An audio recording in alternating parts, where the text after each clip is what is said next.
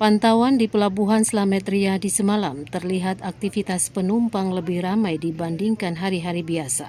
Calon penumpang tampak antri di loket tiket, ruang tunggu hingga area keberangkatan kapal. Peningkatan jumlah penumpang didominasi oleh masyarakat yang hendak merayakan Natal bersama keluarga di kampung halaman. Selain membawa barang bawaan pribadi, sebagian penumpang juga membawa kebutuhan Natal untuk keluarga di daerah tujuan.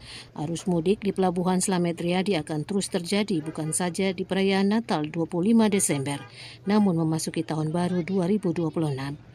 Ratusan calon penumpang masih akan terus meningkat dikarenakan Pelabuhan Slamet Riyadi salah satunya pelabuhan antar pulau di Maluku. Pihak pelabuhan menghimbau para penumpang agar menjaga barang bawaan masing-masing dan mengikuti arahan petugas demi kelancaran dan keselamatan penumpang. Pani Letahid melaporkan.